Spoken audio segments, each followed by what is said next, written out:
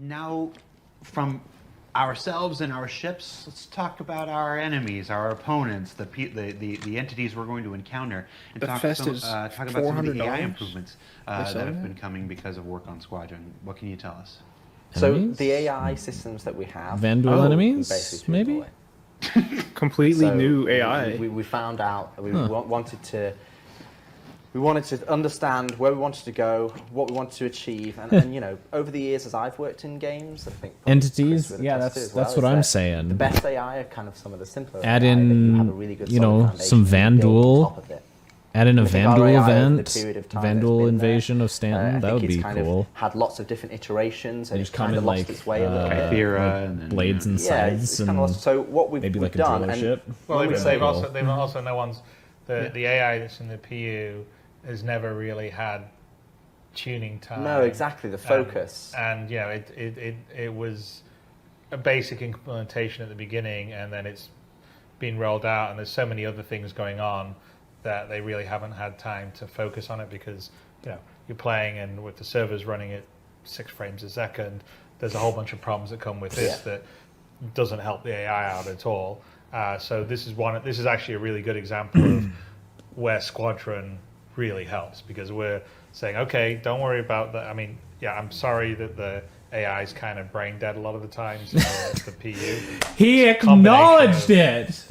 What? You know, it's old logic. I mean, it's true. Well developed, but also I know it is. Poor performance of the servers. Can't deny it any longer. What's going to happen with but server he's the owner of the company, and he's acknowledging that the AI sucks. The Buccaneer costs the same as the C1 Spirit. On the Squadron side is that we can really kind of focus ridiculous on the AI, the behaviors, iterating on it, adding sort of interest and complexity, and making them feel like. I think the C1's going to be the new, once it does come out, it's going to be the new ship that people say, like, hey, if you're going to play with friends, get the Spirit series. It's better than. And yeah, I think I could see them. I could see them making another starter pack for just like with the C1. Tied up in some other problems, especially because it's extremely competitive. It's like right in that like Cutlass Freelancer. Having fun. Well, since it only costs $10 more than the Cutlass Black, it's going to be people can upgrade to it. Jump up and so that just for $10. You know, and that's a lot of people are going to be upgrading to that. I think, especially people who like they only have that one ship and they play with their friends and they're like, hell yeah, this looks way cooler than the Cutlass. Looks like it'll be a pretty good like single person ship too. It's got like a long hard slog. Yeah, that 4 guns. Great pilot firepower, good cargo space. Looks very fast. It's absolutely gorgeous. World that like that's it's almost got as much pilot firepower as the Scorpius does. FPS yeah. Now like the narrative parts of it, you know exactly where everyone's going to be. The Hercules is kind of the odd ship out as far as like Crusader ship designs go, because now we have the MSR, the Ares series, and also now the Spirit that all has that kind of like square. There's no way cockpit shape, so you need to make it, which I really like, and then the Hercules has like the round pointed one. Of what's happening around so we'll have to see what because we only have concept art of the Genesis, but it's all like really old. I wonder if they're gonna redesign it to bring it closer to the current Crusader design philosophy. Could be interesting to see. I think the reasoning behind it is the bigger something gets, the more aerodynamics. So the smaller something gets, the more the aerodynamics matter, and the bigger something gets, the more the aerodynamics matter. So like there's an in between where it matters a little bit less. That's where you got like the Caterpillar, you've got those ships, but that's why it's like more bulbous looking, because it just kind of has to be if you want to be able to fly it through an atmosphere without having severe issues like slinging it around. And I mean, Rich is a much better FPS player than me. I think I'm kind of I like Crusader styling. I think it looks great. I managed to get it, but I was like, I'm going. Please home, don't put a million doors in the ship. Home, I'm like, damn it, I'm going to finish this level. 2 is enough. I almost managed to do it. Well, they really need to it was like Elden Ring from software. Like, I want to do it one more time. Just the doors, and it was like the predictive opening of doors a bit better. Chris is talking about Elden Ring. Like, okay, the AI is just supernatural and they can instantly shoot you. It's like they were moving around, they were anticipating where you were doing, they were trying to flank your areas, and they were behaving intelligently. And those are all behaviors and systems that we've been working on in terms of realistic perception. Like they can, they can hear a sound around a corner, but he's talking about the AI in Elden Ring. Whatever, maybe they wouldn't hear you if you drop something. And see where you were and see you in the peripheral vision, or they'd have different. Chris, please don't give the enemies searching for you, or AI that is as ruthless as Elden Ring AI. Pushing up towards you, or they're defensive. Just like a normal guy walking around, trying to flank sees you, and then just like the ones that like morph into like the big like Dark Souls 3. Feeling like they just into the big like sinewy monsters. Stuff that will ultimately just actual horror game. Cool. He just like pulls a rocket launcher out of his backpack and starts shooting at you. I need to ask something, because I've spent more than a single day on the internet before. When you say we've thrown everything away. Actually, I was about to come back to that. Because that's going to be the title of the Kotaku article. Well, it's interesting, because what we Kotaku article. They mentioned Kotaku. Is that on the bingo card? Probably not. Years now. Should be. Okay, what is there? How do we want to change it, and how do we want to manipulate it? So we're not throwing away the more technical underpinnings of the it's AI. more like the betting, assumption, or like how the it's like 100 to 1 odds that they mentioned Kotaku. It's more about the bits that you go and you tune. And I'll be right back. We call them behaviors. Like entertain them while I'm gone. So what we did, we'll see how that goes. Pulled all the AI back and stripped it back to essentially 3 base behaviors. Essentially, defender, so I want to stay back and cover and defend a location. A strafer, who kind of wants to get, siege you and wants to go behind you, and then pushers that kind of want to put pressure onto you. So we wanted to create these 3 core behaviors that the AI can choose to go, they can choose behaviors. Combat behaviors this is. So once you've engaged in combat, they can then select one of these behaviors to engage you, so that you get a mixture of combat when you're fighting them, and obviously you might get 3 defenders, or you might get 1 strafer and 2 pushers. And we've got a video to show some of the behaviors. But then what we have is we have a trait system that sits on top of that, and that's where designers can go in and go, okay, I want this defender to be to always defend. He can never re-roll as another behavior, or I want him to be like a turret, so he never moves from cover to cover. Or I want pushers to be, I want always to be a pusher. I want them to, be aggressive. I want them to be reckless. I want them to have friendly fire. So we can go in and essentially we've got 3 base behaviors that just by themselves play well. You can play that and go, okay, do these 3, is that a fun experience? Then you can start adding in all the other things on top. You go, okay, I want this trait and this trait. So you're crafting combat experiences. So in a PU mission, if you've got a ship coming in bringing AI reinforcements, we can say, okay, we can weight the behavior. So you're not getting the same thing every time, but you can go, okay, you get these guys who push, they're quite aggressive because that's their faction, whether it's Ninetales, or these guys are quite defensive, they're more military. And what we have is these traits that multiply the behavior. So now we've got multiple different things. About different and then you types add of different AI. Weapons in there, defensive, aggressive ranges, and all of a sudden you have this matrix of individual behaviors that is multiplied into I gotta say, I don't that allows us think to have a I really actually strong combat experience. cared not the that same. much about It's not, Star Citizen games that you're going to be playing for hundreds. AI as long as it functions. You don't want to just be having the same combat experience over and over again. And vice versa in Squadron, we want you to be able to ramp up the combat. We want to have factions play differently. We want you to have different experiences you play throughout the game. And when we looked at the AI combat behavior, that's something we identified. But then we also looked at perception and basically tweaked that and readed that in a way that allows us that, you come around the corner, it's not just instant headshot. Because, to be honest, AI, it's very easy to make AI that are amazing. Because they're just computer. They know where you are. They know exactly they don't have to mouse aim. It's just instant headshot. It's very easy to make them too hard. It's not human. No, right? Exactly. What we want to do is we want to make it challenging. AI is great so long as it works. That is, when Chris was talking about playing through Asiado, even though it was very challenging, when we died, it was because we made a mistake. It was like, okay, I didn't check my left when I came out here, and I'm like, oh, I got taken out. And we've also looked at accuracy. So we've looked at accuracy as that, even a human, even a soldier.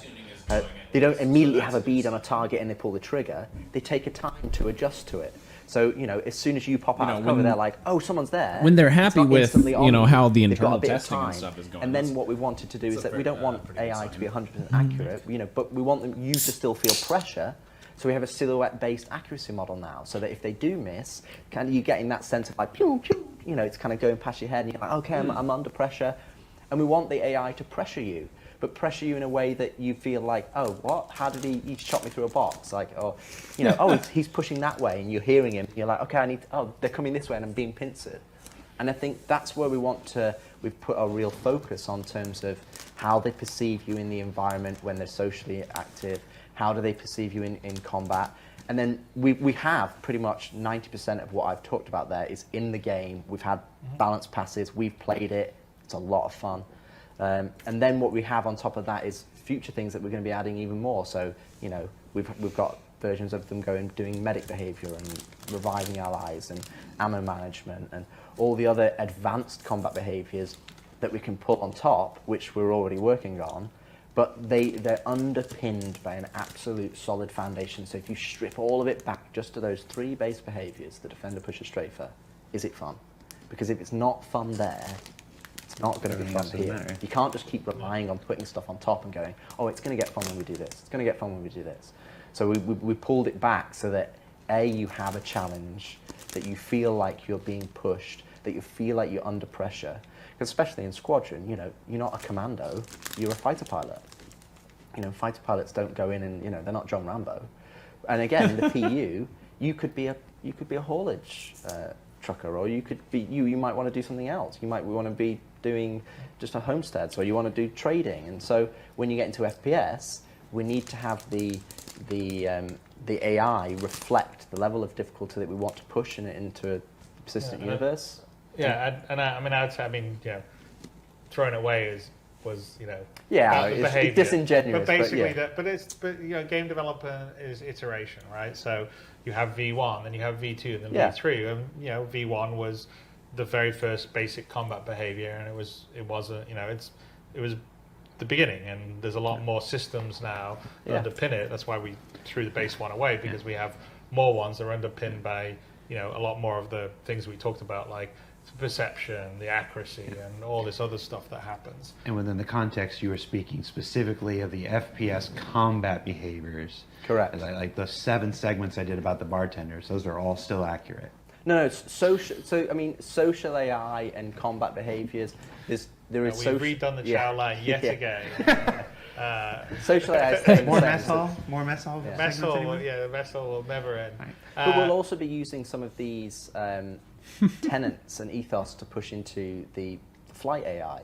So the flight AI, which I think was talked about in the earlier talk in terms of the jousting and how we want to have more close combat, things like accuracy and the behaviors and how they can roll different traits, and how that's something that we'll have holistically across AI, across Star Citizen as a whole.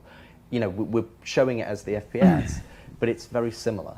So it's something that, we can show the clip of we've got what those we have. poor Atmo East Coast guys waiting to do their race. So let's look at some videos. Yeah. So what I'd suggest, I think we'd probably show the investigation first before we go into combat. Because the other things outside of, you just talked about combat, there's a whole bunch of other behavior in terms of, because, like I said, stealth game plays a lot. Yes. So, Squadron is the testbed for that. So investigation. Missions. We saw a little bit of that last year. They radio their back to base, or their buddy, hey, I heard something here. Or they get in a gunfight, they could actually call back, hey, I need reinforcements, and they'll come in. That's all behaviors that's working right now in Squadron. And then on top of that, you're making the joke about the bartender and all the rest of stuff. But really, the main cooking bed for what we call social AI, i.e. non-combat AI, is Squadron. There's a lot more stuff happening in Squadron that will come into the PU. So it's not just Squadron sounds like it's going to be great. People eating at the chow line. It's for sure. It's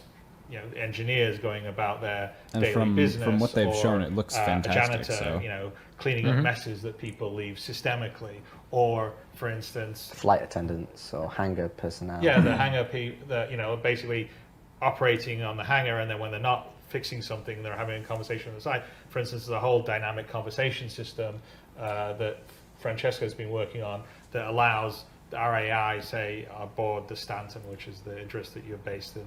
And it's huge conversation when you're playing through a level and you can hear them talking to each other and reacting to what's happening.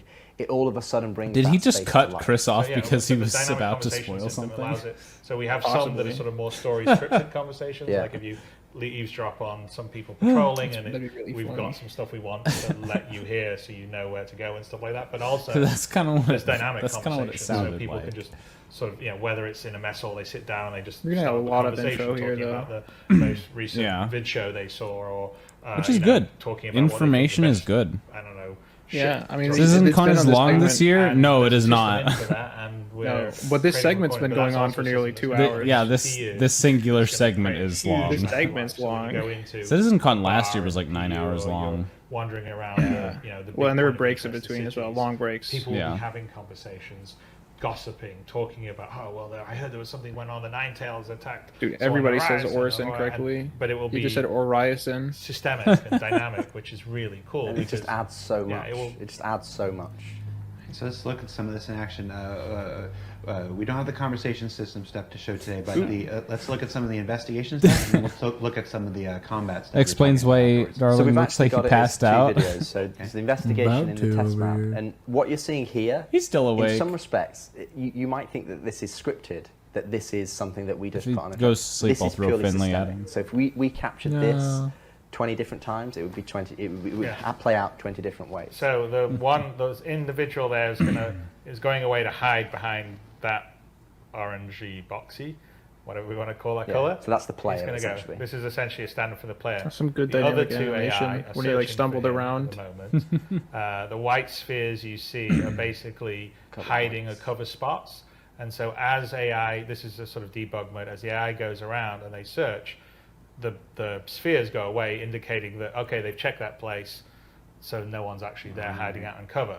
So, and they're both kind of working together. So their logic is they need to clear these rooms first, and then once the rooms are cleared, they can sort of go on. So they share this information. So as they're clearing the cover points, and the cover points are basically all the nooks and crannies in the room, they're clearing the cover points and they're sharing together. So you'd see here that they're going, this guy's coming in and go, there's an open vent. Again, this is systemic. He's just coming to investigate this vent, but he's not cleared this entire room yet, so he's not going to progress. And he's just going to go and check the rest of the room alongside his buddy. And once they've then cleared it, they'll then progress. But again, here would be, you'd hear them talking to each other. I've not found him yet. Where is he?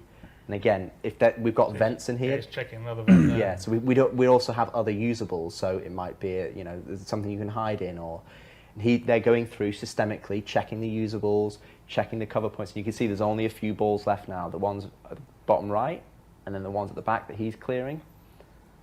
And then one of these enemies will then go, we've checked everything in here. I'm now going to progress to the next space because that's where, they're not in here. I think they're going to go this way. So you come back, there's only one set of ones left. Oh, okay. Check it. So one of them decided, so they must have communicated that the one guy was going to and one spot. Fire away! And what you're seeing here with the bar, which starts off, it's something that we added for the perception. So they start off in green, and it goes to yellow, amber, got up on him. So once it goes to red, there's in full combat. I think the previous states are kind of back up and then shoot.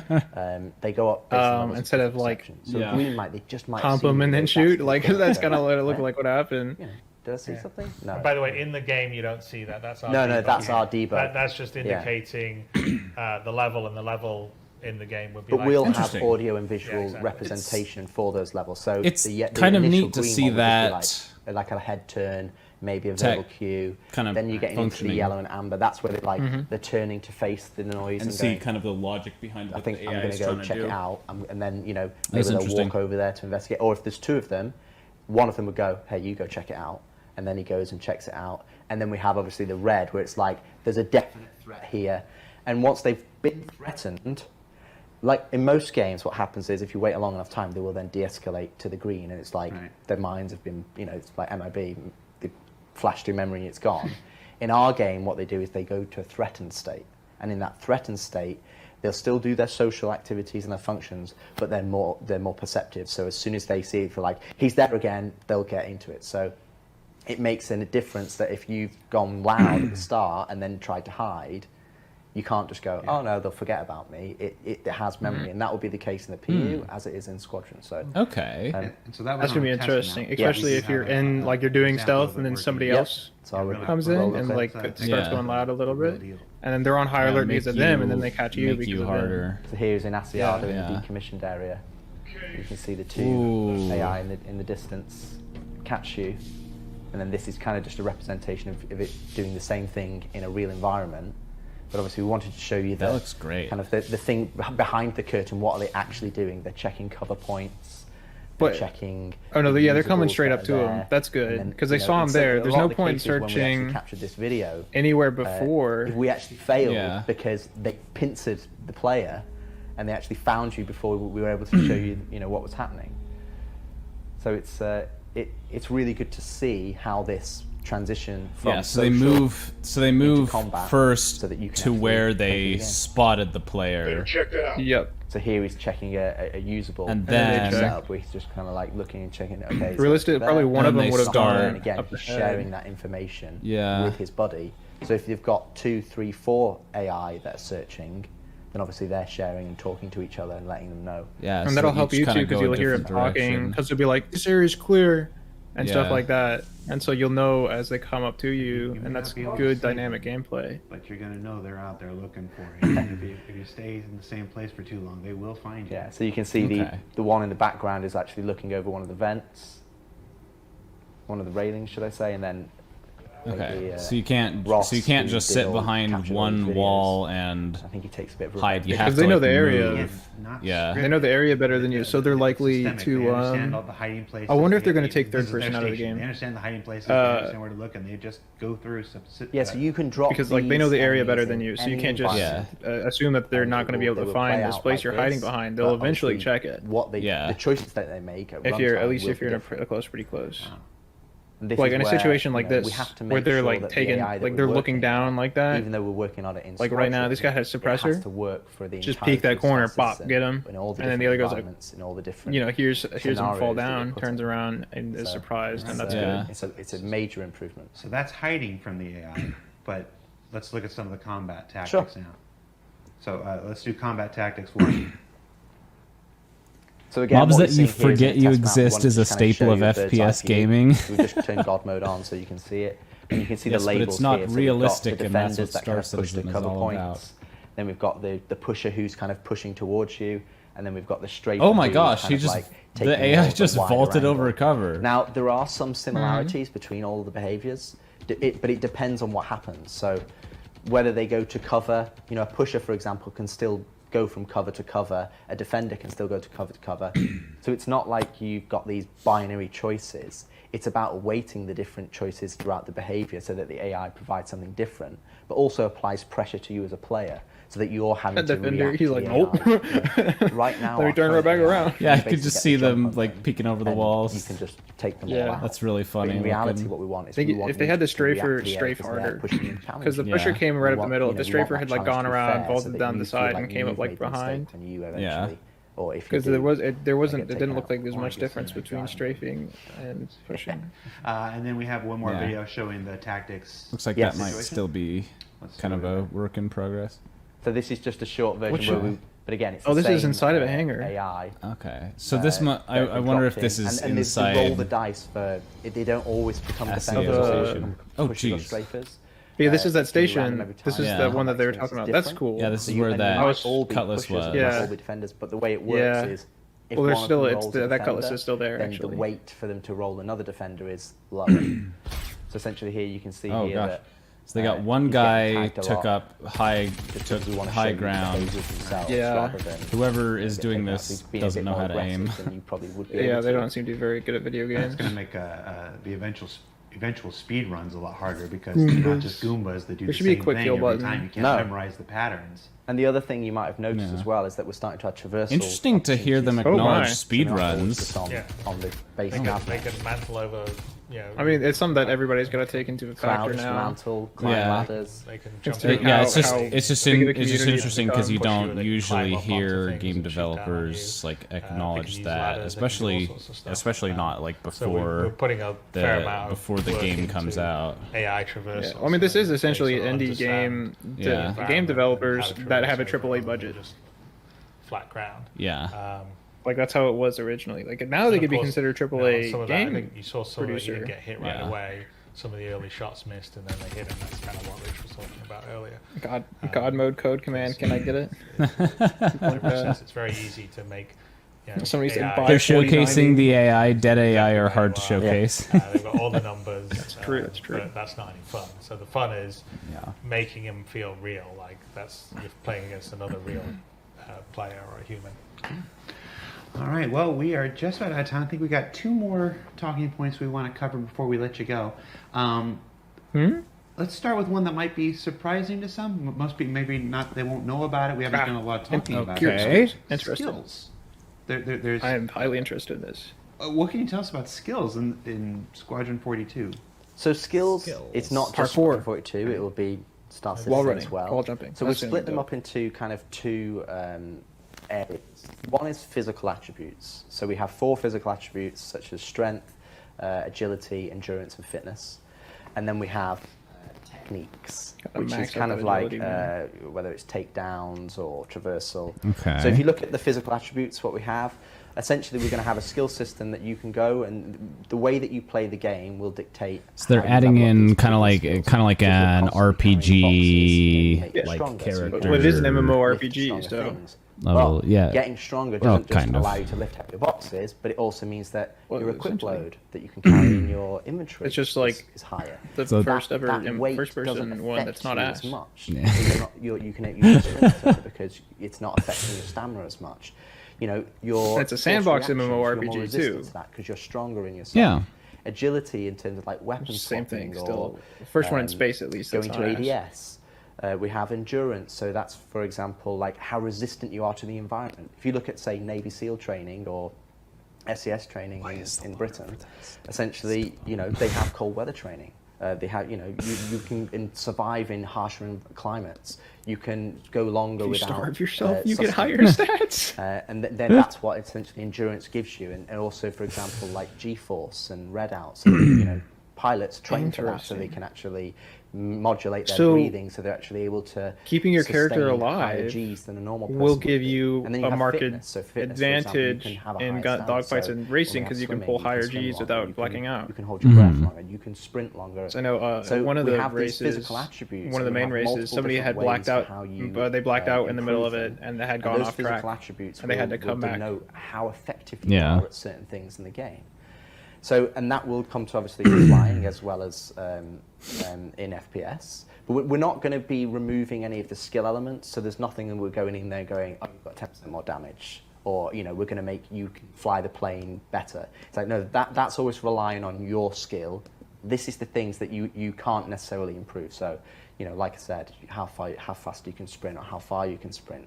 All of those different things that are tied to your physical attributes. Well, there's no way I'm not going to, in the morning, take my character over to a gym, put him on a treadmill, and then leave, and then come back later in the day. Gym, start lifting weights. I can do whatever. I can bench press 100 pounds. Now I can do 120. Now I can do 140. Now I can do 160. Now I can do 180. Right? Well, you couldn't do 180 right from the beginning. You had pumping iron and Star Citizen. Let's go. You work your way up to a marathon, and so that's kind of the idea. Is there are things that you do during the gameplay that your gameplay can add to it. But if you want to take some time and go to the gym and do some squats, you get some strength up. And again, that's part of still look into the camera, man. The living world. So if you want to invest in your character that way, in a sort of more realistic way, the way the world was, because don't live life in real life, live it all in Star Citizen. Aim and shoot and universe simulator. You'll be able to sleep, eat shit, what work out, I mean, everything in the game.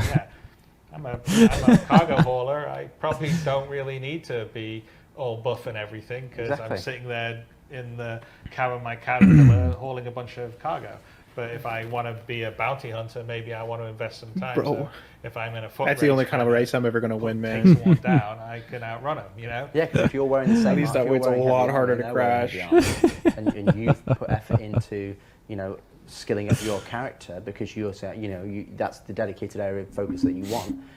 You can run further than them. You can carry this things. is actual marathons in Star Citizen, and they take like hours. You can equip things onto you, and it doesn't affect you as much. So yeah, man, I did an Iron Man yesterday. Like, oh, you don't. It allows you to progress. Look like you're really physically capable of that. Like, oh no, I was in a video game. So we're going to have multiple different techniques for a lot of different skills across the Star Citizen, but a good one to. A good one to how to explain it is it's almost like the 10,000 hours. If you do 10,000 hours kind of thing, you're better at something. So takedowns is a good example. So the first time you do a takedown, that's going to be quite sloppy. It's going to take quite a long time. You might struggle and, eventually you take them down and it's like, oh, okay, the guy over there heard me. It's not very good. It's like Kenshi. And after a certain amount of time that you practice at them. Yeah, more takedowns you do, the better you'll get better. So then they'll change different animations. So now you'll unlock. It really is just a combo of all the best options, all the best things from all the different all the versions of takedown from sloppy to super killer pro. Yeah, and at the end one, really it'd be like straight in, straight out. You lower him down. Can't wait to see people. Can't wait to see walk into or like walk out onto a road and see people lighting campfires all the way down the road to level up their campfire lighting skill. Yeah, that's something they're going to need to work out. Frickin' RuneScape. A good way they need to balance and also prevent exploits. Yeah, like somebody leaving the computer, like tape down the W key on a treadmill. Yeah, or just like doing that, or just download an auto clicker. Yeah, or stop somebody from buying a burner account. Again, it's and then you just go like inside it, like you've got like your laptop and your PC, and then you just sit in the freaking operating room and then just do takedown after takedown after takedown after takedown after takedown. Exactly, you don't they have a pint of beer before they go try to race a Formula 1 or play a football match. Absolutely, so that's what it gives you. It gives farm takedown skill. Then you by just repeatedly knocking out the same person in like a then you can be like, okay, in like I want a to level up med room or something, agility, or I want to level up endurance, because for example, like Tarkov, one of the ways that you can train strength is by throwing grenades. Because I'm going to be able to do it. So people will just take an inventory full of grenades that allow you to and just throw grenades. You will be able to level them until they die organically. Just throw all of the grenades. In Star Citizen, you'll be able to throw one grenade, and then the grenade will teleport back into your hand and then explode. Because your skill wasn't high enough. Did they fix it? We will allow you to do things like that. I'm always too scared to use grenades. Because everybody had grenades and people fat G on accident. What you like to they just blow themselves up. Star Marine is kind of broken because whenever you respawn, there's just a 1 in like 5 chance that your screen will just be shaking until the end of the match. You'll sort of track this is the same way. It's like impossible to like know what's going on. I've never actually played Star Marine. How unfit I am. I recommend at least trying it out. How fit I am, unfortunately, at the moment. It's okay. Yeah, well, for me, it's just like I feel like the least like fleshed out part of Star Citizen gameplay is FPS combat. That's true. It's like why would I want to do that? It's not that bad. Like it's okay.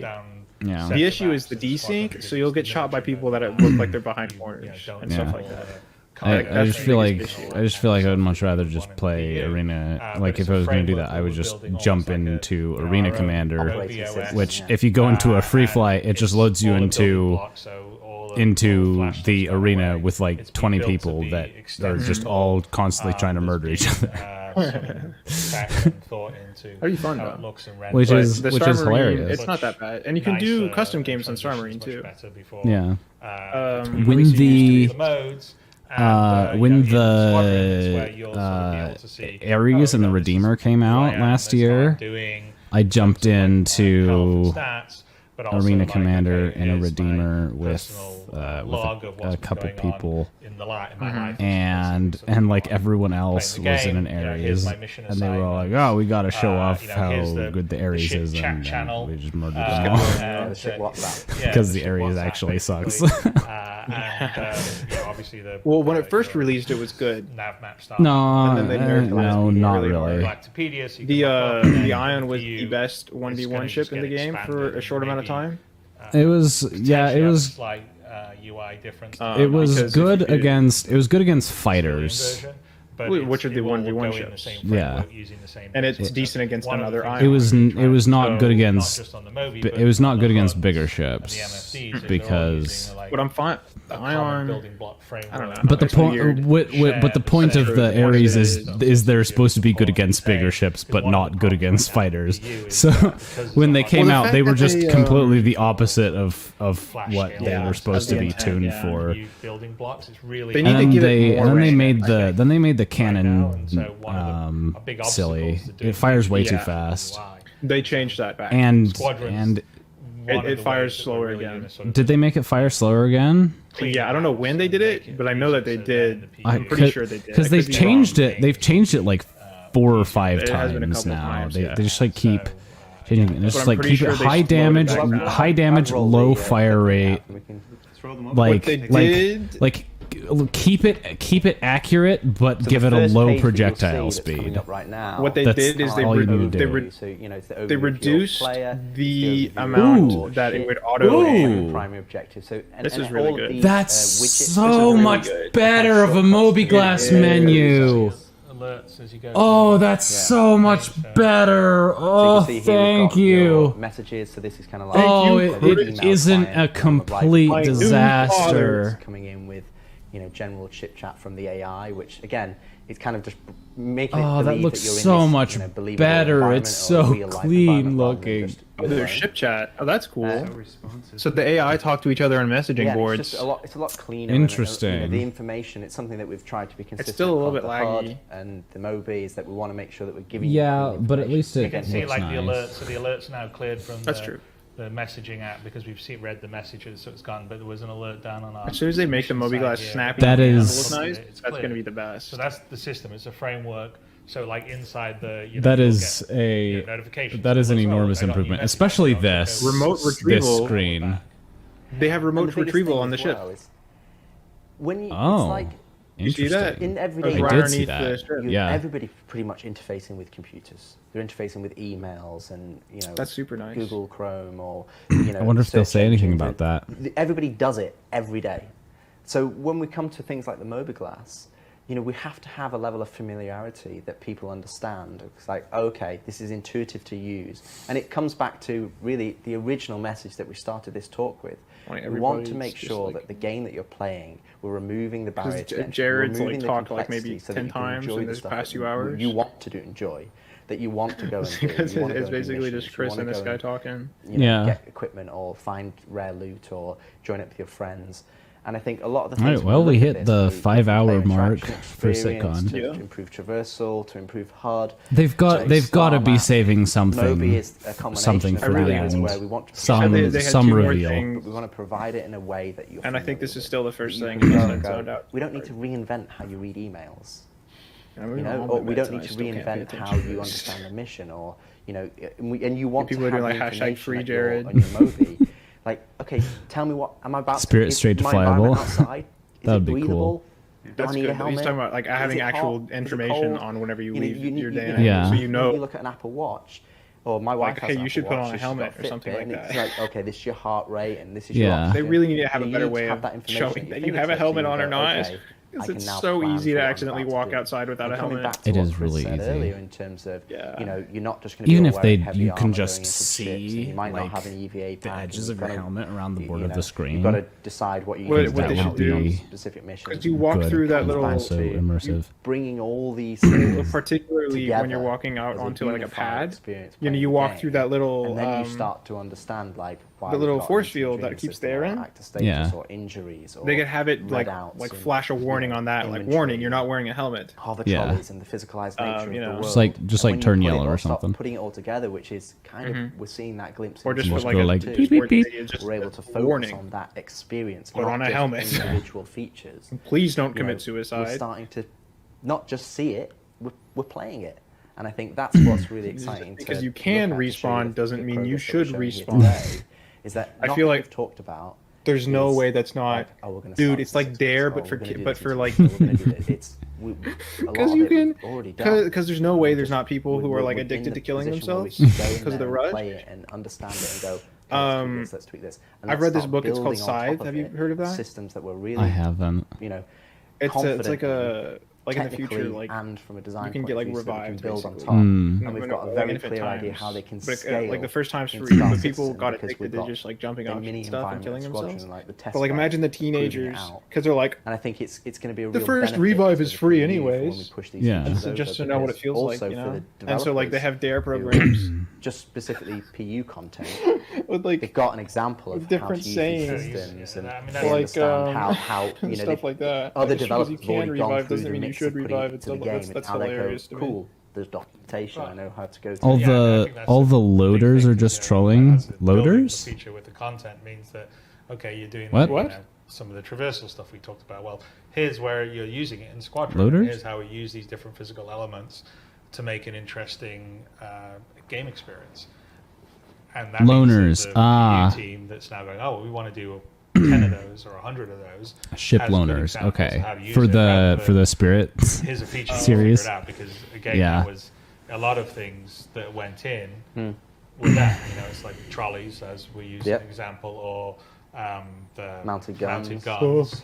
are just features that didn't really have gameplay or use associated with them. So you know, I mean, there's Just a lot make more it- going on. Just make it like a freelancer miss, a freelancer just a standard, and a snapshot. It freelancer would be very dir. good to talk about Something like that. Well, some of because core the reason why they're gameplay doing things that we're working on, because the, we know that Steel is 'cause it people has a think, lot hey, of we'd chairs, like this yes, to I be know. better, or this to be easier to use, or Oh no, I was smoother, or just more responsive. I don't know about that, but I mean the That's reason why because like one of them's absolutely, freelancer and then two of them are and the Cutlass, whatever they're called. yeah. It's definitely going to be in the PU. Which makes with the bomber because the bomber one's it's a Mustang. Nope. Bomber one's a Freaking- Miz. All right, Cutlass so that was black, right? our version No, of a Bomber short one is the conversation freelancer about Miz. Squadron 42 and the makes benefits to the sense. persistent universe. Oh, hang on. Before we let you go and get on to wrapping up our full day of activities, Chris, Excited? any final words you want to share with the Star Citizen community about Squadron People are 42, saying it's just short the and quotation co-development marks. of two projects, how it'll Short? affect Star Citizen? What do you got? Well, I mean, I'd say that I didn't know Chris was incredibly British until this. challenging trying to have had no develop two idea. games side by side, also while you're building the tech as well, and it's also incredibly rewarding. Come on. I have to say that Give us another straight to flyable. the- Come on. feedback, especially on the PU side, something that we see like all the the, time, really helps. like what happened last year with inform 300i. as developers what we're doing all the time, and so Yeah. 400i? and 400. it I- informs what we do on the Squadron Yeah, 42 400i. side too. In Dude, terms we need a of 200i. This is a very we long need a chat, yeah. 500i. some of the areas that we go, okay, well, you know, we want to work on this thing and improve it. It's all the stuff we've really talked about this time. But You think know, we're for gonna me, get a 200i and a 400i? it's an 500i, I incredible mean? privilege to be maybe. building something of the level of ambition that we're doing on both Squadron but also Star Citizen, because you know ultimately If they get desperate that enough. Star Citizen itself, True. in terms of an 700i, experience, in 800i. terms of how you can seamlessly go from 1000i. sitting inside your ship, looking at your interior here, look at this Constellation Phoenix, and walking outside. That set is onto still a so planet cool. and looking at the foliage is. and the trees and seeing them out in the distance and walking over and being able to actually go there rather than it just be a background that you can never reach. So they're planning on making the scope and scale, the sense of being able to go anywhere, do anything, that is something that most Twitch rivals game engines and games generally just can't do and don't do. They're limited to more limited spaces, and we're utilizing in Squadron to give you a sort of single player experience that sort of feels like you're in a huge play environment and system that you traverse around. I mean, we talked about the various types of quantum travel you're using and all the different down to the detail mechanics of picking up something off a desk and moving it over, and being able to build a system that can do that for the detail and fidelity that we're telling a really When's the last story in time Squadron, Chris but also a huge talked universe openly like this out of CitizenCon? For everyone to play it is 2019. a complete. Yeah, 2019, I think. Developers standpoint, because he was barely on the one last year. So he talked for like 3 minutes last year. The community out there. That's why there's still 23,000 people. Something I'm always Chris is talking. eternally grateful. This is the first time, in 3 years, we've had this much from Chris. In the world. Yeah. So, as much as it can be difficult sometimes, as much as it can be frustrating when you see everyone bitching about something. Classic and aggressive Chris. What kind of idiot did this? Or, doesn't this person know how to run a project? And all the rest of the stuff. It's still the best job in the world. So you've read the feedback. Well, of course, we all read the feedback.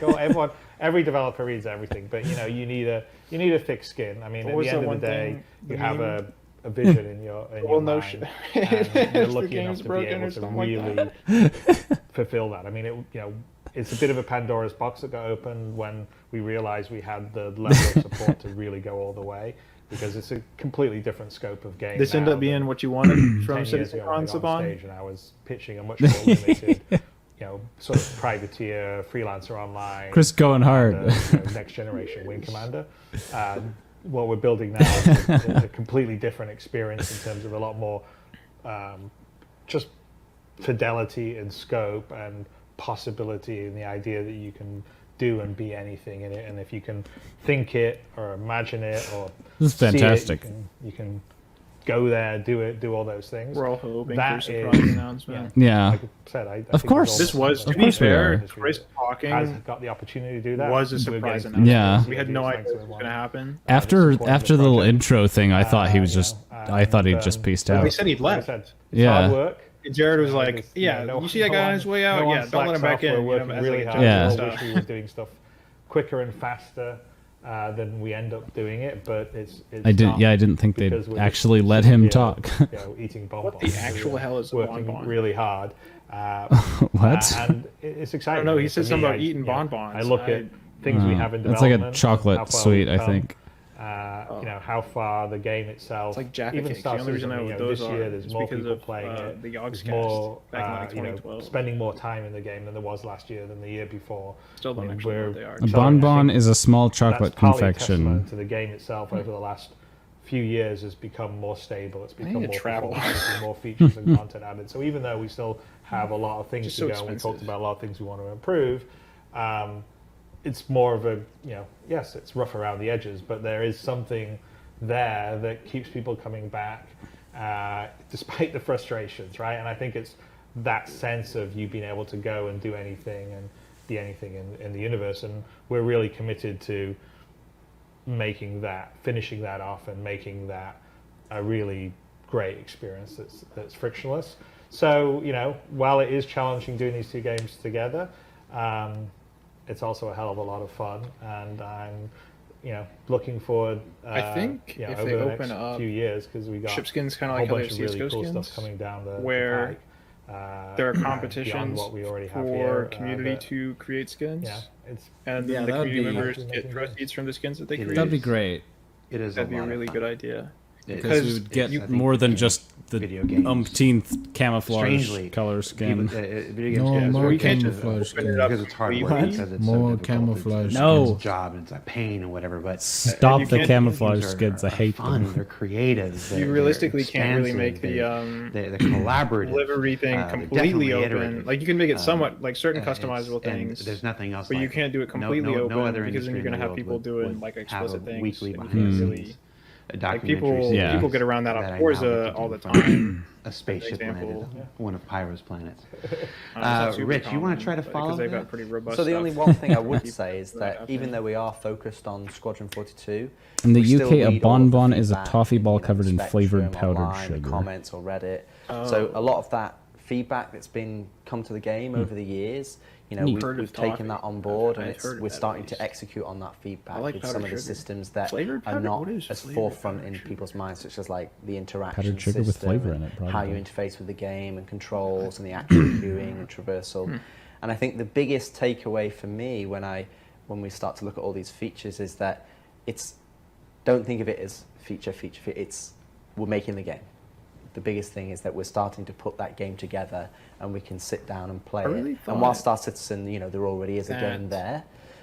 This is about making what's Morphologist there was the biggest Star and making sure that creator. all the things that new players and existing players have had frustrations I thought he was, but apparently not, because there's other people streaming this, smoothing them over, and they're getting like 2 to 3 times as many and then about injecting that new features on top. That's on Twitch. I think he's the biggest on YouTube. I think he might be. In the next few years, it's going to be really I didn't realize that there were large communities. There might be actually.